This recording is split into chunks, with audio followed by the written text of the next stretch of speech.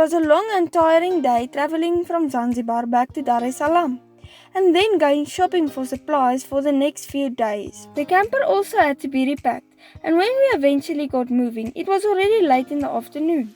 But we had to make it to Morogoro today if we planned to save a few days to spend in Malawi. We reached Sambambweni campsite in Morogoro just before sunset. A very clean and well looked after establishment with a bar and restaurant. We had an early night as we had a long day ahead of us tomorrow.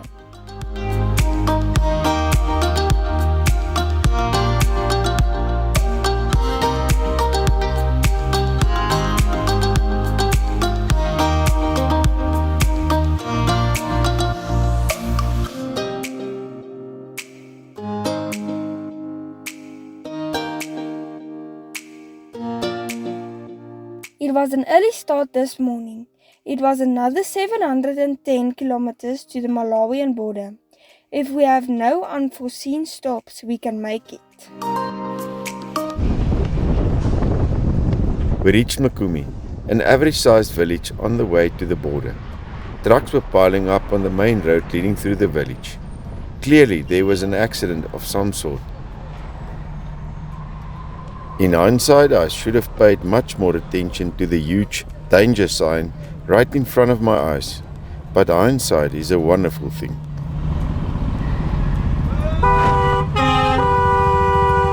I reversed right into the Range Rover behind us. The driver was chauffeuring a lady. She was understandably not impressed. The driver asked us to follow him to what we understood to be a panel beater, who will give a quote for the job. After a very brief discussion, the men decided that the damage was not that bad and quickly fixed it on the spot.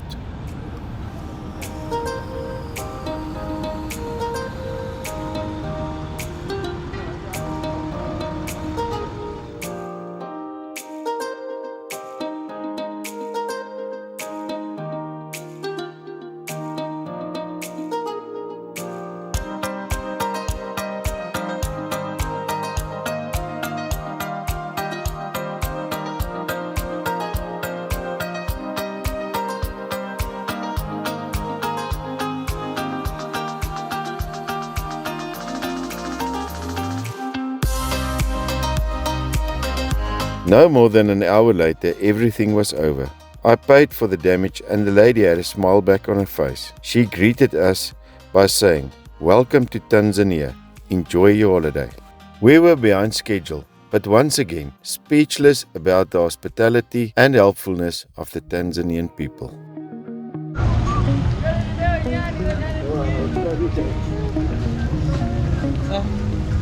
We had to fill up with fuel. Mia and I spotted a street vendor preparing food that looks a lot like breakfast. We decided to give it a try. It works as follows. You decide on how many fries you want, then you choose how many eggs you'd like to be added to the fries.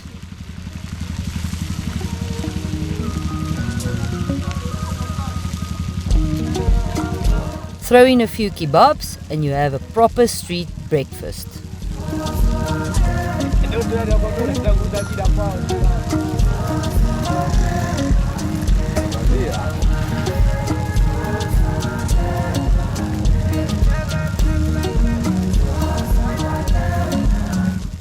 I must say, if we found out earlier how nice the street breakfast was, we would have picked up a lot more weight on our trip.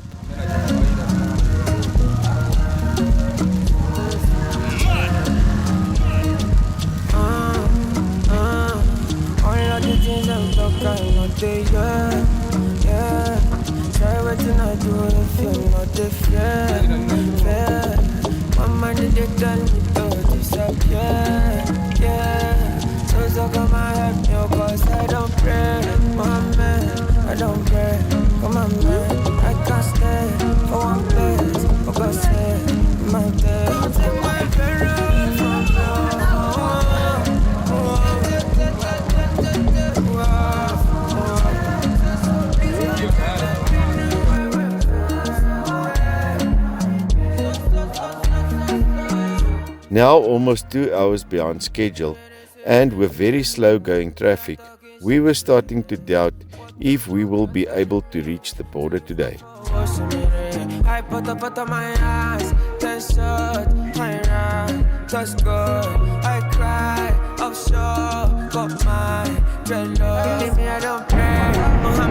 The sun has started to set when we reached Zambia. We decided to push on a little further to a campsite not far from the border called Bongo Community Campsite. As if today has not had enough challenges, we got a flat tire about 40 kilometers away from the camp. We managed to pump it enough to reach the camp. Bongo Community Camp, right in the middle of a small village. Michael is the caretaker of this campsite and very proud to be our host. He even pitched his tent with us so he could watch over us during the night. Morning, how are you? You had a good sleep? Okay.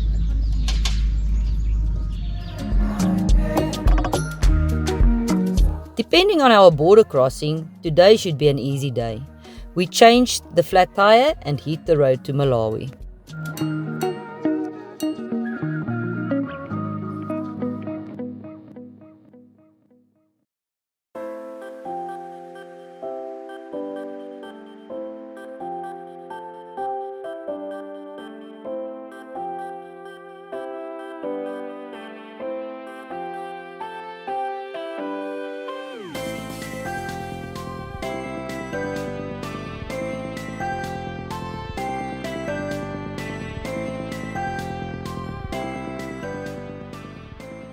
We reached the Kasumulu border post and it was like running into an old friend. Might be a different destination, but the face is exactly the same. We were once again the only tourists. Didn't even try to avoid the agent this time, just left him to go about his business. At least we had a fresh watermelon for lunch.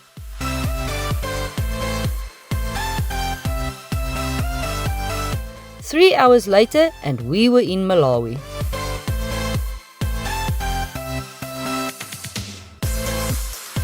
Our first glimpse of Lake Malawi. It looked exactly like the ocean. We got some bread rolls and fed cookies for tonight. Bread isn't exactly Tanzania's strong point. We had to see what it was like in Malawi.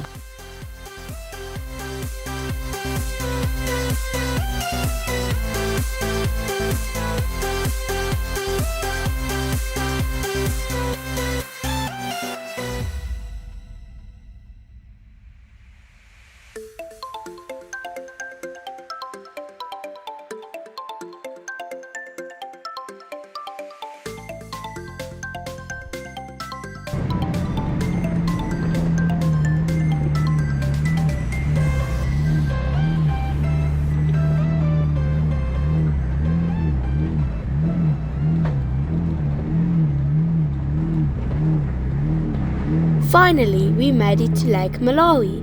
Our first destination was La Rondeval. This was a stunning lodge owned by a French couple. Sadly, the entire lodge burned down about 2 years ago, but they are busy rebuilding and should be up and running soon. We made the most of the one day we had at La Rondeval.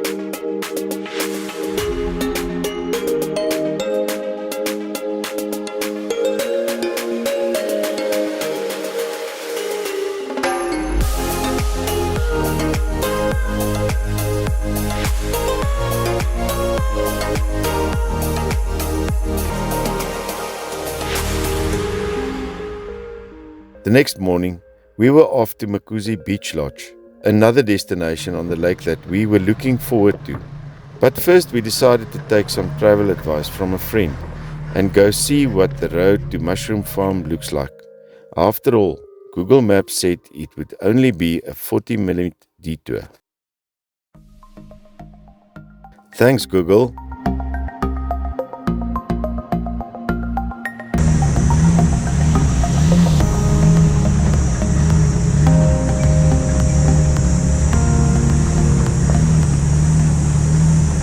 There were no less than 20 hairpin bends on this 8.6 kilometer stretch of road, and it was very steep. We had to make numerous 3-point turns just to be able to get around the bend. We didn't turn in at Mushroom Farm, but rather headed to the top where we could turn around.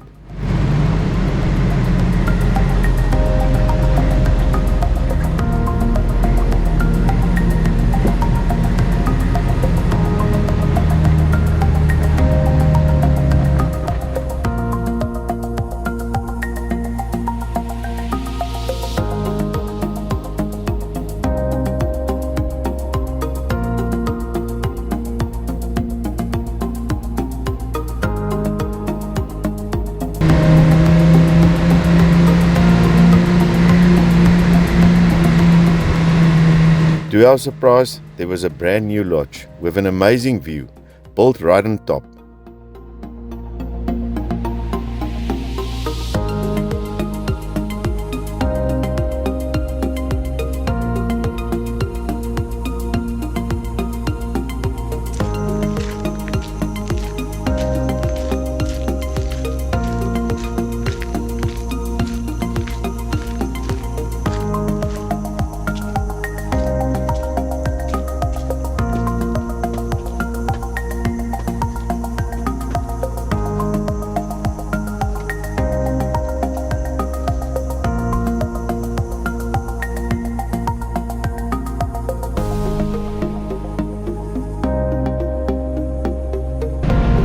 It was time to head back down. The most amazing part of this story is that our friend Philip, who told us to take this road, did this pass with a 76 cruiser towing a Moby lodge. That had to be a sight to see.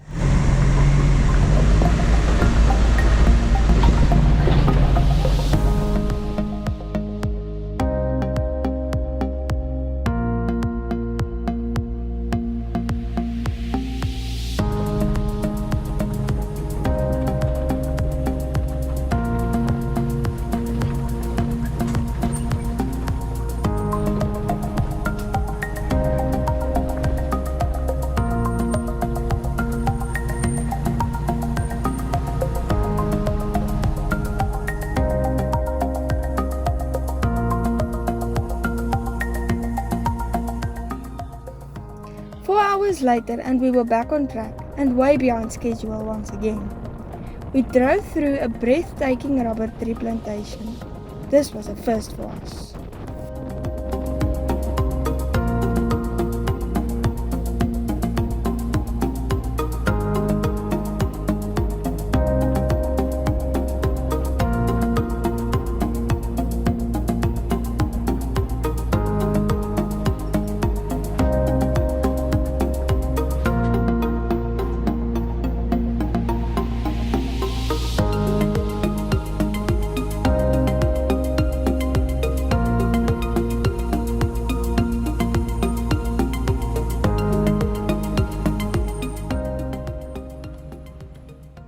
It was a little after lunch, and finally we reached Makuzi.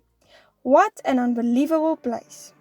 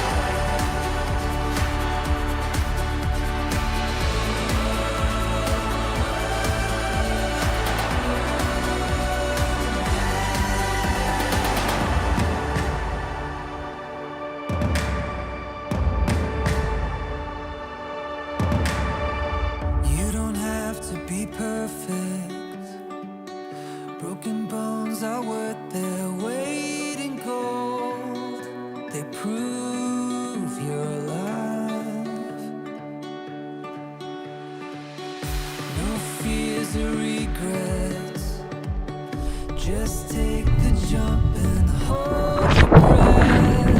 It feels good to be alive. Time to tick off our last African country for this tour.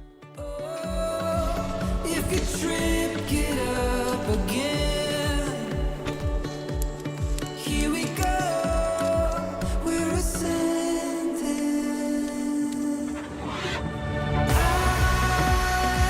I feel so alive. Lunchtime! I feel so alive. I feel the blood rush through my veins. I can take on the world when you're next to me. And I feel so alive. I feel so alive. We decided to make a few changes to our route plan and stay over at Makuzi for one extra day.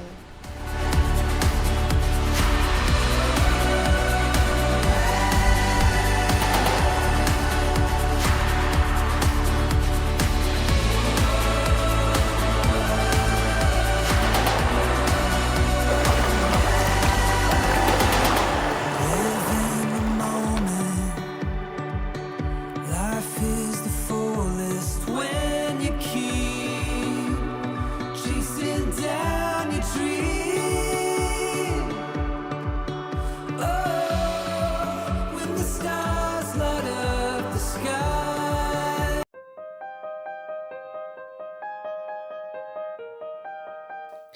The next morning, it was time to say goodbye to Malawi. Our time here was way too short, but we'll surely be back soon.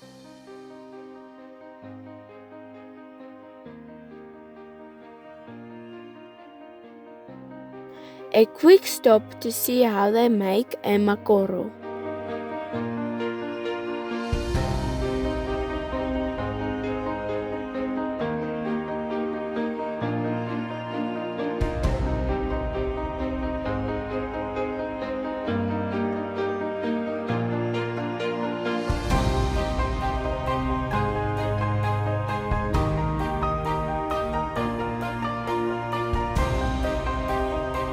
We were headed for South Luangwa National Park in Zambia. Another 10-hour journey awaits us.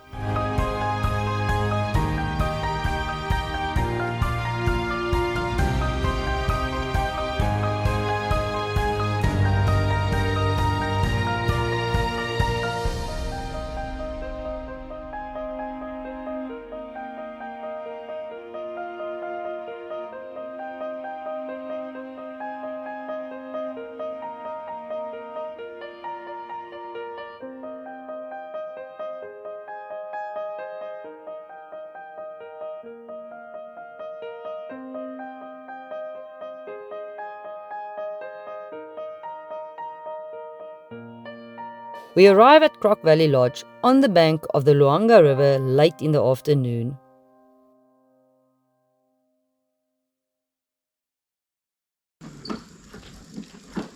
Meet Bernard, our camp attendant and watchman.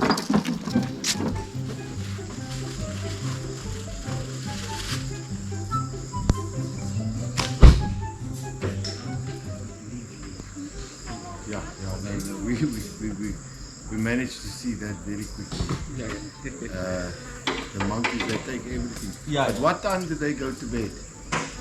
Huh? What time does the monkeys To bed. Yeah. It's near. Is it when it is coming dark? Yeah. But tomorrow morning they will be back. In the morning. Yeah. But we'll put everything in the car. Yeah. Thanks. Yeah. But we are here to help you. Thanks, Bernard. Yeah.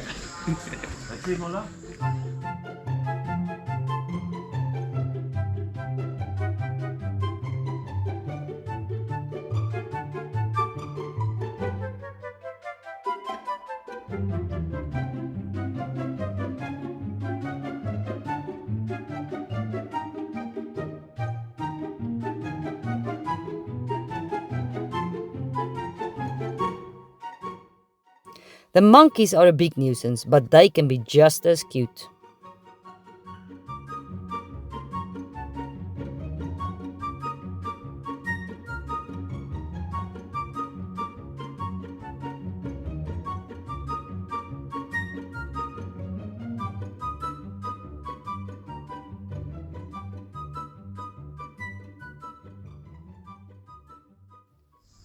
Because we only had one day to explore the entire park, we decided not to drive by ourselves, but rather take a game drive. It was time for our night drive.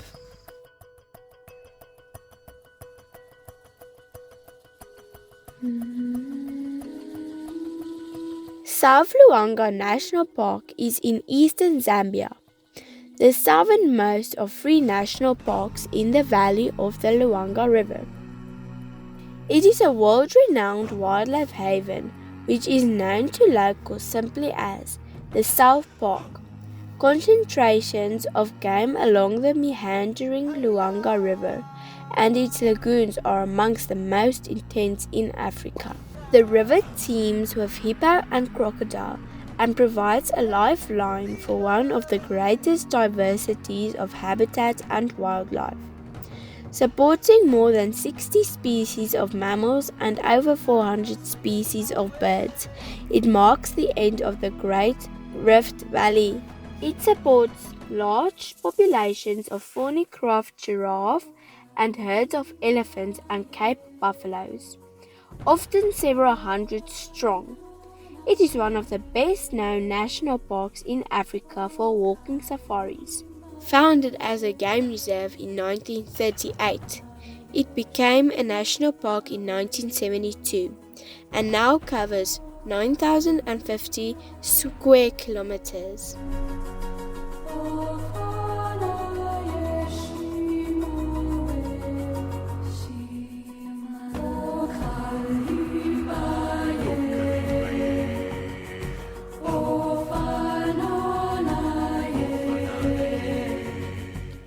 We came across a pride of 6 lionesses early the afternoon. They were fast asleep, so we decided to return later.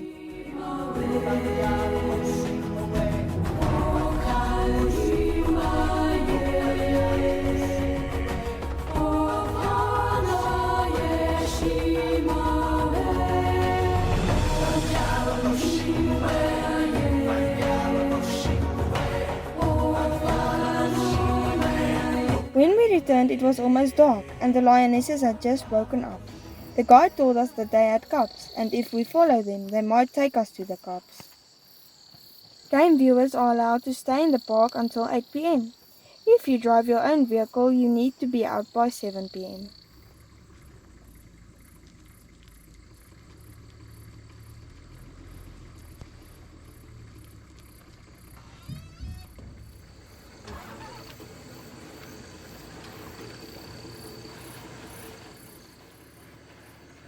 We followed the lionesses for quite some time and then realized that they were on a hunt. It was an exciting couple of minutes, but we could not see them catch anything as time was running out, and we had to leave the park.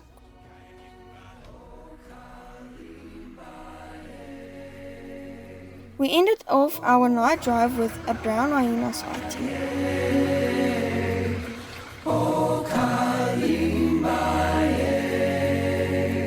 Next time we take on the last stretch home, but we still had a few surprises in store for us.